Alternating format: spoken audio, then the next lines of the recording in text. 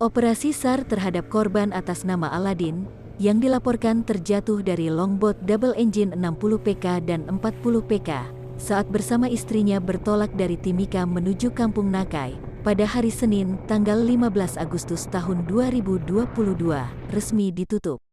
Kepala Kantor SAR Timika, George Randang melalui Kasubsi Operasi SAR, Charles Batlai Jerry menjelaskan bahwa pencarian yang dilakukan berdasarkan laporan dari Waude yang merupakan istri korban itu telah memasuki hari ke-7.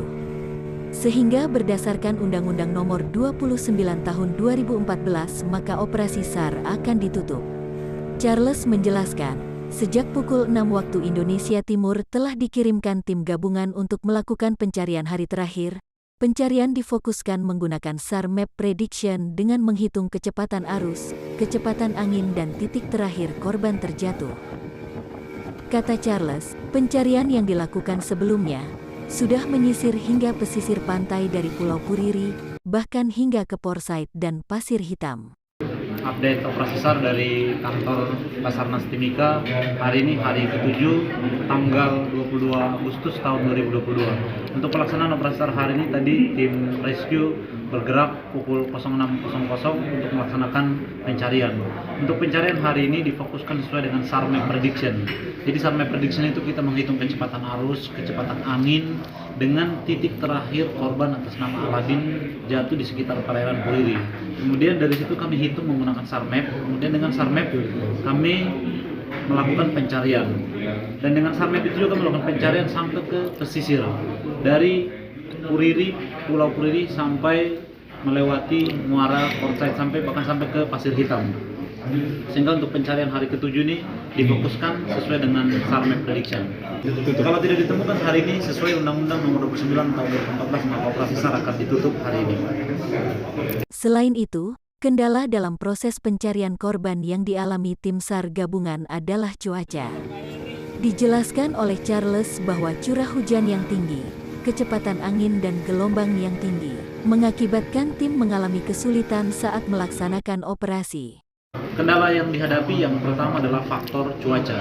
Cuaca di sini adalah curah hujan yang terus-menerus, kemudian kecepatan angin dan gelombang yang menghambat atau yang menjadi kendala tim SAR gabungan melaksanakan pencarian terhadap korban atas nama Aladin. Charles memaparkan bahwa korban yang tidak ditemukan dalam operasi SAR kebanyakan tidak menggunakan pelampung sehingga korban sulit ditemukan. Ia menjelaskan bahwa jika korban menggunakan pelampung maka korban akan mengapung dan dengan mudah dapat ditemukan menggunakan ilmu SAR Map dengan SAR Plan untuk menemukan posisi korban. Juga itu dari korban-korban yang hilang yang kami cari.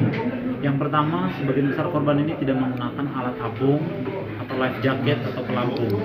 Jika mereka menggunakan alat apung, kemungkinan mereka ditemukan presentasinya akan lebih besar karena korban akan mengambang di permukaan, sehingga dengan mudah kami menggunakan ilmu SAR Map yang kami gunakan untuk menghitung menggunakan SAR Plan kira-kira posisi korban ini ada di mana.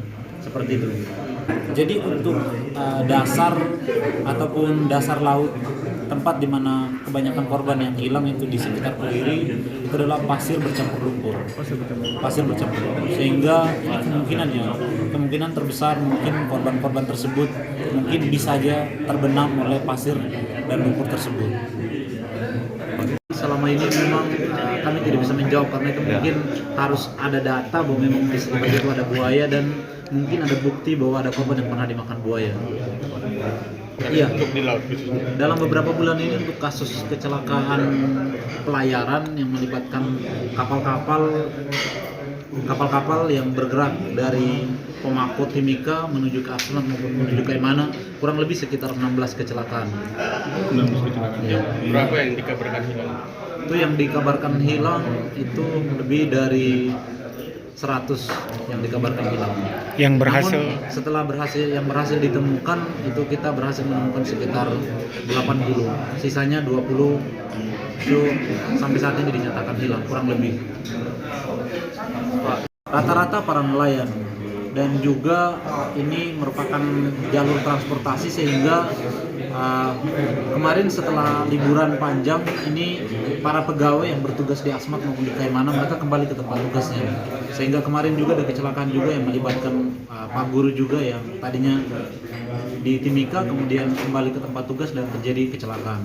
Tapi sebagian besar adalah nelayan yang memang kehidupan mereka bergantung kepada mata pencaharian mereka itu sebagai seorang nelayan, sehingga mau tidak mau pada saat cuaca buruk sekalipun mereka terus melaksanakan kegiatan melaut untuk mencari ikan. Iya, jadi kalau dari kami ini kan sebenarnya tugasnya lebih kepada kementerian terkait ya, dalam hal ini Departemen Perhubungan yaitu Direktorat Jenderal Perhubungan Laut.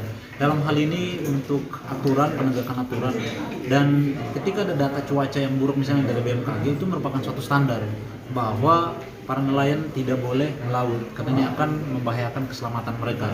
Kemudian terkait dengan rambu-rambu itu memang sudah tugasnya mereka. Harusnya di lokasi-lokasi yang diperkirakan dangkal kemudian terjadi gelombang yang tinggi itu mereka harus memasang rambu-rambu di sana untuk supaya diketahui. Namun kalau kita kembali ke hal sederhana itu tinggal aja melihat aja informasi dari BMKG. Jika kecepatan angin maupun ketinggian ombak yang memang sudah menjadi dasar untuk tidak boleh melaut, maka harusnya para nelayan ini tidak boleh melaut. Namun kita kembali ini memang sedikit ya kesulitan ya, karena memang mata pencarian masyarakat ini memang dari kegiatan nelayan atau melaut.